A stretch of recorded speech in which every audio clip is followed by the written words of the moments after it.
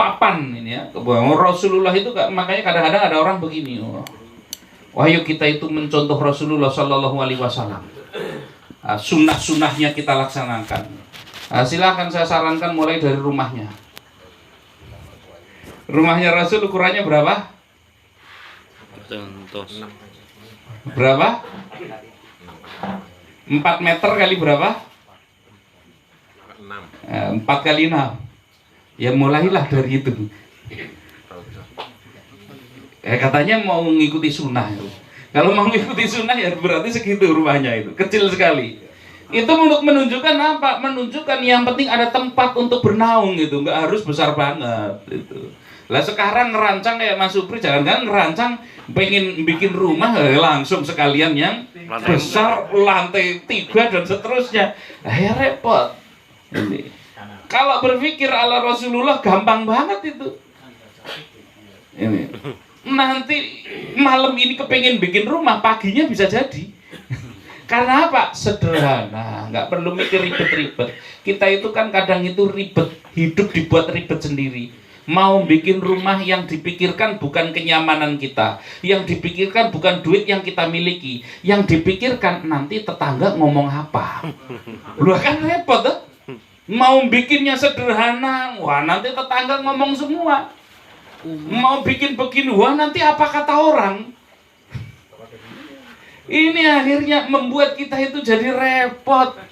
Akhirnya niat ibadah membangun rumah tujuannya adalah supaya ada tempat yang baik untuk istri kita, malah membangun niatnya pamer sama tetangga. Lah kan repot ini kalau yang seperti ini. Akhirnya utang-utang, yang penting rumahnya bagus. Ini hati-hati yang seperti ini.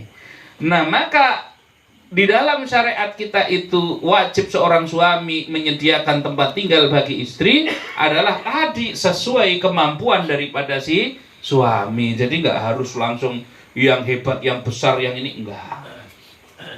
Ini yang nomor 3. Yang nomor 4. Yang nomor 4, bagi seorang suami wajib dia itu memberikan pendidikan. Khususnya adalah pendidikan dalam urusan agama. Istri belum bisa ngaji, wajib apa tidak diajari ngaji? Wajib. Wajib. Ini suami apa kalau yang baru-baru itu nanyanya WA-nya itu gimana? Sudah makan belum? Kan begitu paling itu. Nah, sekarang karena sudah menjadi suami, maka pertanyaannya harus dirubah itu. Ya, sudah sholat belum? Pertanyaannya sudah sholat belum?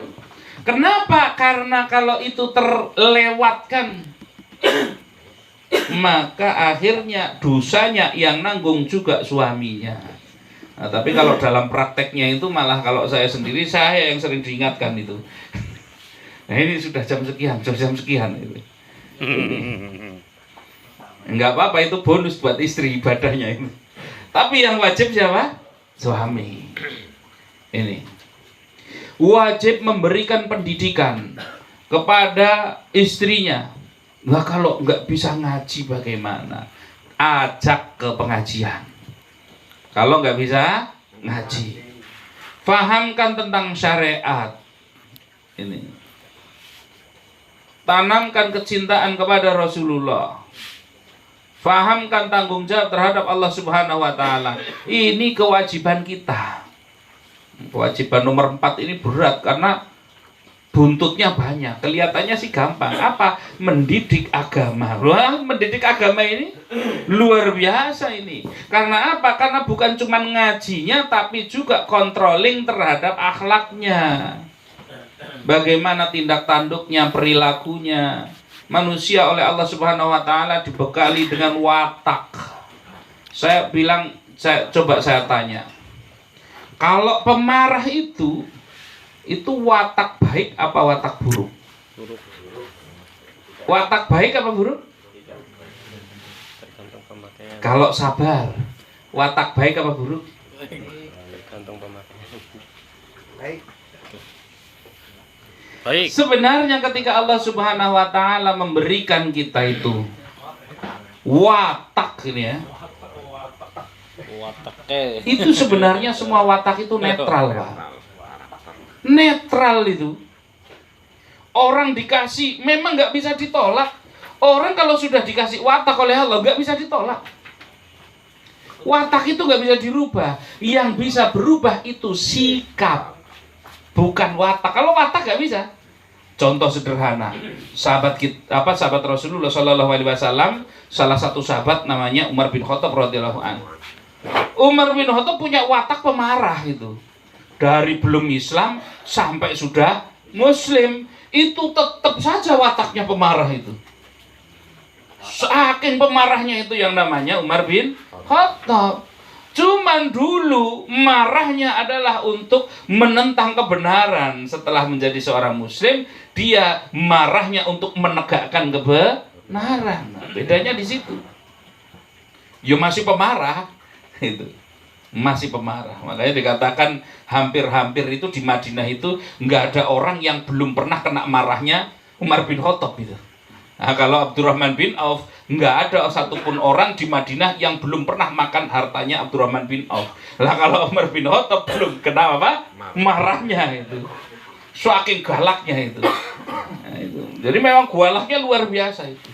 Apalagi diangkat menjadi Satpol PP juga sama Rasulullah itu. Nah, ketika membangun pasar di Madinah, karena di Madinah itu aturan pasar itu nggak ada sewa. Jadi kalau di dalam Islam itu nggak ada sewa, di pasar itu nggak boleh ada sewa. Siapa datang duluan boleh pilih tempat duluan. Nah, maka yang terakhir ketika tempatnya sudah habis ya sudah. Itu dari tempat tersebut tidak boleh berdagang di tempat yang untuk lewat, tidak boleh jalan itu buat dagang.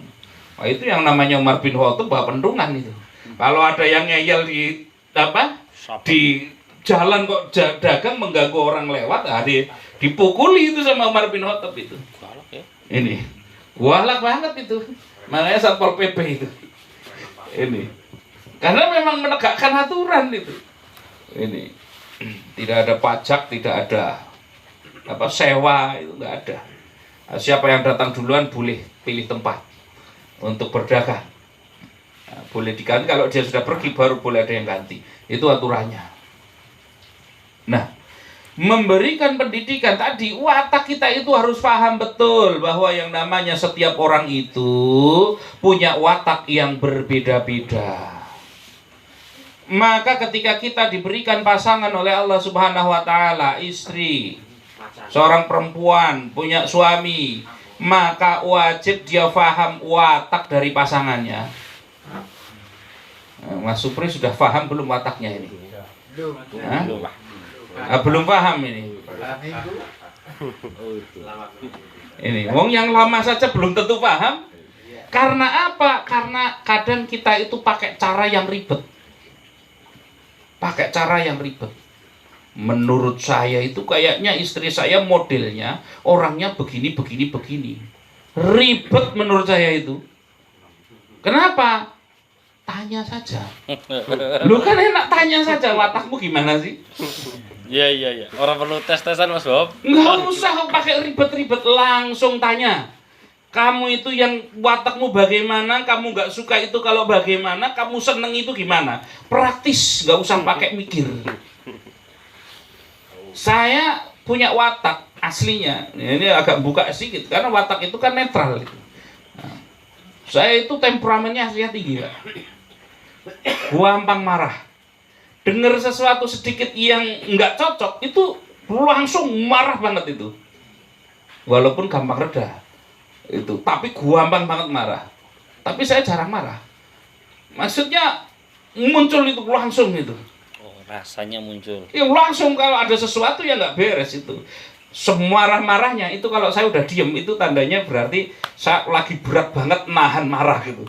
Jadi mending diam gitu. Karena kalau sampai ngomong mesti keluarnya nggak bener. Wah, tukang ngomong uang. Iya tuh. Kalau kita lagi marah kira-kira keluarnya bener apa enggak? Bahaya itu. Ini bahaya. Bisa kita apalin nih si kebun binatang itu kan. Nah, kan bahaya, kan mending diam toh. Mending diam.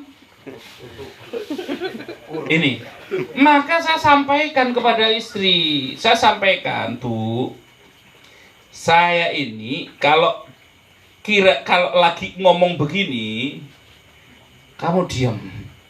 Ini ngobrolnya pas lagi santai. Saya itu sifatnya begini loh. Kalau saya lagi menyampaikan sesuatu, kamu diam, jangan bantah. Nek kamu bantah itu saya langsung marah banget itu.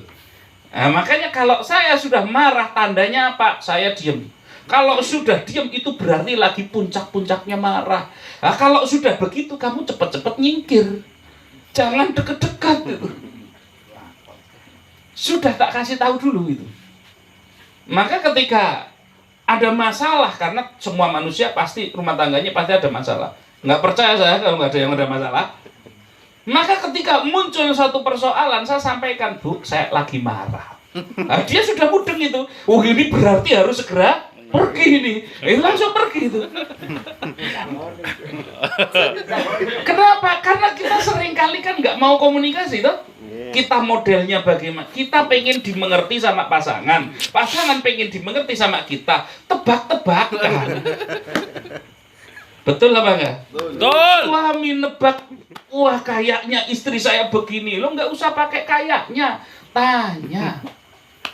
Nah, kalau kita sesuatu nggak suka, nggak usah pakai, masa kamu nggak ngerti sih? Nggak usah, sampaikan itu loh. Nggak usah susah-susah, sampaikan. Itu. Maka saya sampaikan itu, saya lagi marah, saya lagi ini, tolong jangan diganggu. Itu. Kayak gitu. Sehingga